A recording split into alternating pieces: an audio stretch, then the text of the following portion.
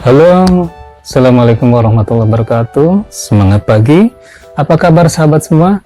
Semoga semua dalam keadaan sehat walafiat. Bertemu kembali bersama dengan saya, Rashid Hendy, di channel kesayangan kita, channel Rashid Hendy. Channel dengan moto terus belajar, berbagi, dan bermanfaat untuk sesama hadir kembali.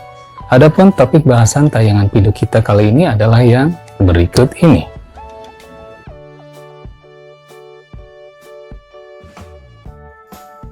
Topik ini adalah bagian dari topik yang ada di channel Rashid Hendy. Jadi pastikan sahabat semua sudah menjadi sahabat dari channel Rashid Hendy ini dengan menekan atau klik tombol subscribe yang berwarna merah yang ada di bawah. Dan pastikan nyalakan loncengnya agar sahabat semua mendapatkan informasi terbaru dari channel Rashid Hendy ini. Dan agar semakin banyak sahabat di luar sana yang mendapat manfaat dari tayangan video ini, kami mengajak sahabat semua untuk menekan atau klik tombol like atau suka dan share atau bagikan topik tayangan video ini ke media sosial sahabat semua. Kami berharap sahabat dapat menikmati tayangan video ini. Untuk itu mari kita saksikan tayangan videonya tapi setelah yang berikut ini.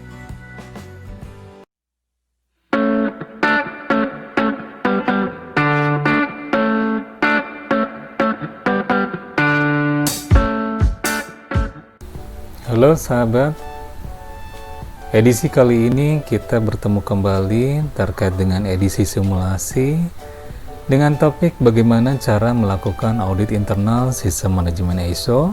Ini adalah bagian kedua kami. Jadi bagian sebelumnya di bagian 1 sudah kami sampaikan. Jadi buat sahabat yang belum menyaksikan tayangan bagian 1 edisi simulasi ini, silakan simak dahulu topik tayangan videonya di channel Rashid Hendy ini. Nah, saat ini adalah kita masuk ke bagian kedua di edisi simulasi ini. Kita akan coba mengangkat bagaimana metode penulisan ketidaksesuaian. Karena mungkin banyak sahabat ketika melakukan audit, tapi tidak paham bagaimana cara menuliskan ketidaksesuaian yang ditemukan itu dengan menggunakan metode PLOR yang sudah disampaikan di edisi penjelasan di topik-topik kami yang sebelumnya mengenai internal audit ini. Jadi silakan mungkin nanti dibahas kembali, disimak kembali topik tayangan kami mengenai bagaimana melakukan penulisan ketidaksesuaian dengan metode PLOR ini. Mari kita lanjutkan tayangan kita. Oke, berikutnya adalah mengenai pola PDCA dari proses aktivitas internal audit. Bahasan terkait dengan model PDCA ini sudah dibahas di edisi video kami sebelumnya. Jadi silakan sahabat untuk menyimak kembali terkait dengan pembahasan rinci mengenai hal ini. Karena pada kesempatan kali ini kita tidak akan membahas secara rinci lagi terkait dengan siklus PDCA untuk kegiatan aktivitas internal audit ini. Kita akan lanjutkan dengan topik kita. Berikutnya adalah mengenai fase audit. Fase audit pun sama ya sahabat. Sudah kita jelaskan di tayangan edisi kami sebelumnya. Jadi silakan buat sahabat untuk menyimak kembali agar refresh kembali terkait dengan pemahaman yang sudah kami sampaikan. Jadi mungkin secara singkat sih kita bisa sebut tadi ya, ada fase 1 adalah pembuatan perencanaan audit, kemudian di fase kedua adalah pelaksanaan auditnya, kemudian di fase ketiga adalah follow up dari audit. Ini adalah fase-fase terkait dengan kegiatan audit. Oke, kemudian di fase 1 perencanaan audit, kegiatan yang dilakukan adalah pertama melakukan pembuatan rencana atau schedule audit. Kemudian yang kedua adalah pemilihan audit tim. Kemudian yang ketiga adalah menghubungi organisasi yang akan diaudit. Kemudian yang keempat adalah pengarahan untuk audit tim. Dan yang kelima adalah pembuatan checklist audit. Nah, ini adalah poin-poin yang dilakukan di fase 1, fase perencanaan audit. Berikutnya adalah fase 2 atau pelaksanaan audit. Yang dilakukan adalah mulai dari opening meeting, kemudian pelaksanaan audit. Yang ketiga adalah membuat laporan audit. Topik ini nanti akan kita coba angkat ya di edisi kali ini. Kemudian yang keempat adalah closing meeting. Ini adalah beberapa poin kegiatan yang dilakukan di fase 2, fase pelaksanaan audit. Baik sahabat, kita akan lanjutkan setelah tayangan berikut ini. Tapi jangan lupa buat sahabat yang belum melakukan klik tombol subscribe, silakan untuk menekan klik tombol subscribe berwarna merah yang ada di bawah dan nyalakan loncengnya.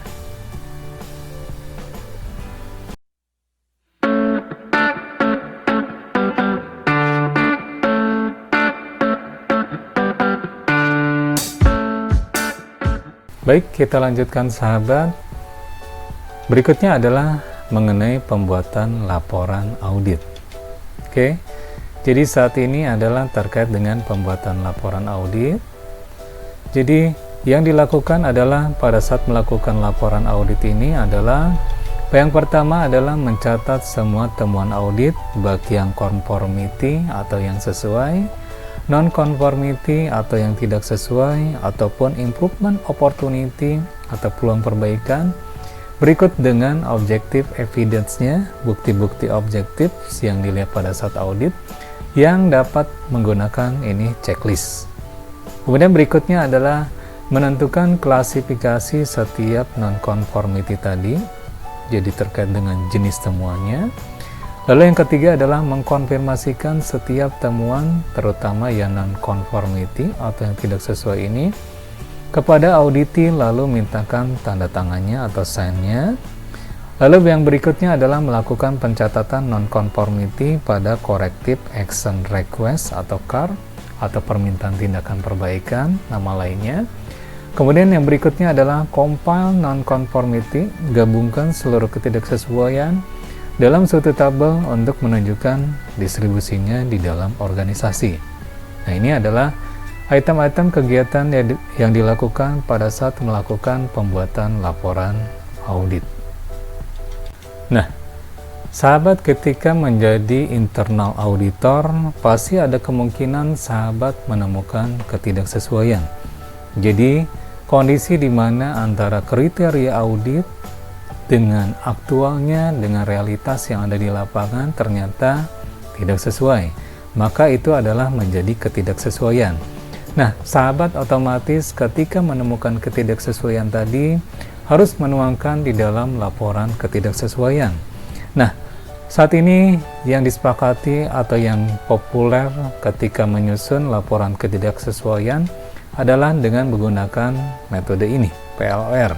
Tapi saya akan jelaskan dari atas bahwa ketika menuliskan ketidaksesuaian itu harus jelas, jadi poinnya harus jelas, kemudian dibuat singkat, nggak terlalu panjang, tidak perlu terlalu panjang. Kemudian yang ketiga adalah didukung bukti objektif.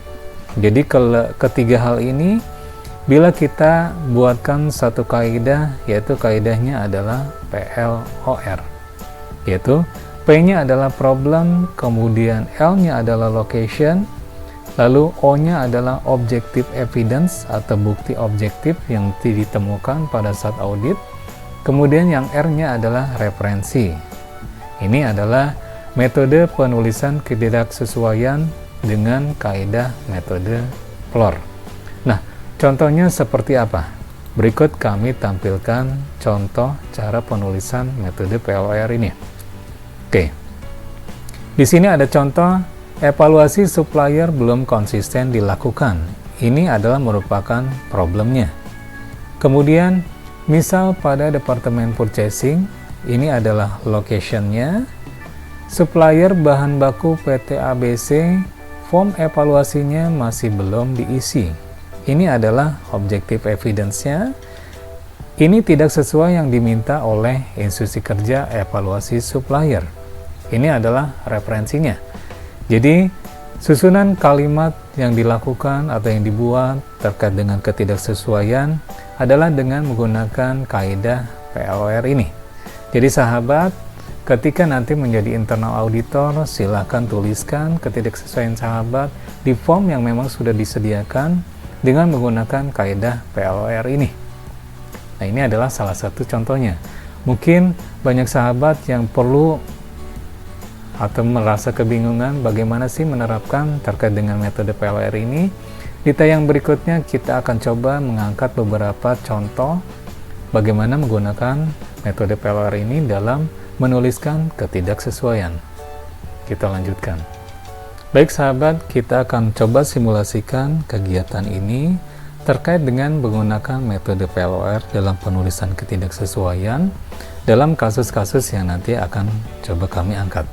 Buat sahabat yang belum menekan klik tombol subscribe, silakan tekan tombol subscribe berwarna merah yang ada di bawah dan nyalakan loncengnya. Baik sahabat, di sini ada contoh kasus. Jadi kasus pertama, kasusnya adalah Anda sedang melakukan audit di bagian kegiatan pengadaan. Anda menemukan produk A dari penyedia atau supplier B, ditemukan tidak dilakukan pemeriksaan kesesuaian spesifikasi disesuaikan dengan yang diminta oleh pengguna atau user. Nah, apakah menurut Anda, sahabat, terjadi ketidaksesuaian? Silakan tuliskan hasil pengamatan Anda. Jadi silakan sahabat, coba tuliskan terkait dengan ketidaksesuaian ini bila memang ini adalah ketidaksesuaian dengan menggunakan kaidah PLR yang tadi sudah saya sampaikan. Baik sahabat, sudah mengerjakan penulisan ketidaksesuaian tadi di kasus 1 ini. Jadi ini memang adalah ketidaksesuaian ya sahabat ya. Oke, sudah membuat dan menuliskan ketidaksesuaian tadi dengan menggunakan metode PLR. Bila mana sudah, coba kita simak, kita bandingkan antara sahabat yang buatkan ketidaksesuaian tadi dengan contoh yang akan kami tampilkan. Kita akan simak bagaimana cara penulisan metode PLR ini di kasus 1 ini. Format penulisan ketidaksesuaian yang kami tampilkan di sini adalah, jadi pemeriksaan kesesuaian spesifikasi yang diminta pengguna ini adalah problem belum konsisten dilakukan. Misal pada bagian pengadaan, ini adalah location-nya. Produk A dari penyedia atau supplier B tidak dilakukan pemeriksaan kesesuaian spesifikasi dengan yang diminta pengguna atau user. Ini adalah objektif evidence-nya. Hal ini tidak sesuai dengan prosedur pengadaan. Ini adalah reference-nya. Bagaimana sahabat? Kira-kira hampir sama dengan yang disampaikan ini. Jadi mungkin versi sahabat akan sedikit berbeda, tidak masalah. Yang penting tetap kaidah PLR-nya tetap masuk dan harus jelas, singkat, dan ada bukti objektifnya beserta dengan referensinya. Kita akan lanjutkan dengan kasus yang kedua, supaya sahabat mendapatkan pemahaman yang lebih mendalam terkait dengan bagaimana menuliskan ketidaksesuaian ini. Baik, berikutnya adalah kasus kedua. Jadi, kasus di sini adalah di saat Anda memeriksa unit kerja pelayanan, di ruang tunggu pelayanan Anda tidak menemukan informasi mengenai alur proses pelayanan dan tidak ada petunjuk apapun. Apakah menurut Anda terjadi ketidaksesuaian? Silakan tuliskan hasil pengamatan Anda. Silakan sahabat tuliskan dan putuskan apakah kasus 2 ini terjadi ketidaksesuaian atau tidak. Kemudian bila terjadi ketidaksesuaian, silakan tuliskan laporan ketidaksesuaian tadi dengan menggunakan kaidah metode PLR. Silakan dikerjakan. Bagaimana sahabat? Sudah mengerjakan dan menetapkan apakah ini sesuai atau tidak sesuai? Oke, ini memang adalah contoh ketidaksesuaian juga. Jadi otomatis kita akan coba tuliskan dengan menggunakan metode PLR. Nah, contoh yang dapat kami tampilkan adalah sebagai berikut ini. Jadi, di sini adalah tidak diketemukan informasi yang dibutuhkan pelanggan. Ini adalah problemnya. Misal di ruang tunggu pelayanan, ini adalah location-nya. Kemudian, alur proses pelayanan dan petunjuk tidak diketemukan. Ini merupakan objektif evidence-nya. Hal ini tidak sesuai dengan prosedur pelayanan dan kebijakan pelayanan. ini adalah referensinya. Jadi ini adalah contoh terkait dengan penulisan ketidaksesuaian untuk dicontoh kasus 2 ini. Bagaimana yang punya sahabat? Apakah mirip dengan yang kami tuliskan? Oke, kita akan lanjutkan dengan kasus ketiga. Berikutnya adalah kasus ketiga. Kasus ketiga ini adalah saat Anda melakukan pemeriksaan di bidang A, Anda meminta bukti pelaksanaan kegiatan tanggal 10 Juni 2019 kepada petugas. Namun, setelah sekian lama menunggu, petugas mengatakan bahwa arsip yang diminta tidak diketemukan. Nah, apakah menurut Anda terjadi ketidaksesuaian? Silakan tuliskan hasil pengamatan Anda dan tetapkan apakah sesuai atau tidak sesuai kasus 3 ini. Bagaimana sahabat? Sudah menuliskan kasus 3 ini, apakah sesuai atau tidak sesuai? Nah, ternyata memang ini adalah terjadi ketidaksesuaian. Sehingga coba kita akan tuliskan kembali mengenai ketidaksesuaiannya dengan menggunakan metode PLOR yang sudah kita pelajari. Ini adalah contoh yang kami angkat. Penulisannya adalah sebagai berikut. Jadi, proses penyimpanan arsip belum dilaksanakan dengan baik. Ini adalah problemnya. Misal di bidang A, ini adalah location-nya. Bukti pelaksanaan kegiatan tanggal 10 Juni 2019 tidak diketemukan. Ini adalah objektif evidence-nya. Hal ini tidak sesuai dengan prosedur penyimpanan arsip. Ini adalah referensinya. Bagaimana sahabat? Apakah mirip dengan yang dicontohkan di sini? Oke. Jadi ini adalah beberapa contoh kasus dari kasus 1 sampai kasus 3 terkait dengan bagaimana cara untuk menuliskan ketidaksesuaiannya dengan menggunakan kaidah atau metode PLOR. Oke. Setelah sahabat membuat atau menuliskan ketidaksesuaian tadi dengan menggunakan kaidah PLOR, kemudian sahabat diharuskan untuk menuliskan hasil audit internal sahabat tersebut ke form yang sudah disiapkan. Nah, di sini adalah contohnya, formnya tersebut adalah permintaan tindakan perbaikan atau istilah lain mungkin CAR ya, Corrective Action Request. Nah, di manakah sahabat menuliskan ketidaksesuaian yang sudah dibuat tadi? Jadi, sahabat menuliskannya adalah di kolom ini. Kolom ini adalah terkait dengan uraian ketidaksesuaian atau potensi ketidaksesuaian.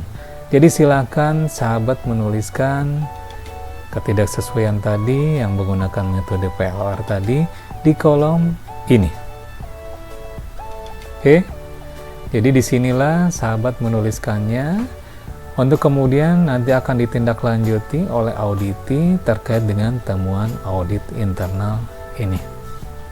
Jadi ini adalah membantu sahabat untuk bagaimana langkah demi langkah dilakukan sampai akhirnya membuat laporan ketidaksesuaian ini. Mudah-mudahan sahabat memahami terkait dengan kegiatan pembuatan laporan ketidaksesuaian hasil internal audit. Sahabat, ini yang dapat kami sampaikan di edisi kami saat ini. Silakan terus untuk menyimak edisi video kami yang lainnya. Terima kasih atas perhatian sahabat semua.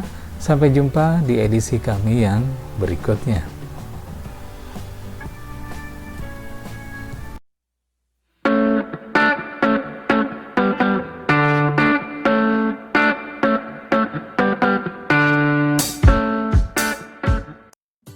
Demikian bahasan topik tayangan video kita kali ini. Kami berharap sahabat semua mendapatkan pencerahan dan manfaat dari topik video ini. Dan topik video ini adalah merupakan bagian dari topik-topik yang ditayangkan di channel Rashid Handy. Jadi pastikan sahabat semua sudah menjadi sahabat dari channel Rashid Handy ini dengan menekan atau klik tombol subscribe yang berwarna merah yang ada di bawah. Dan pastikan nyalakan loncengnya agar sahabat semua mendapatkan informasi terbaru dari channel Rashid Handy ini. Dan agar semakin banyak sahabat di luar sana yang mendapat manfaat dari tayangan video ini, kami mengajak sahabat semua untuk menekan atau klik tombol like yang ada di bawah atau suka, dan share atau bagikan topik tayangan video ini ke media sosial sahabat semua. Silahkan kirimkan komentar sahabat terkait dengan tayangan video ini di kolom komentar yang ada di bawah. Dan termasuk bila mana sahabat menginginkan satu topik untuk diangkat di channel Rashid Hendy ini, silahkan juga tuliskan di kolom komentar di bawah.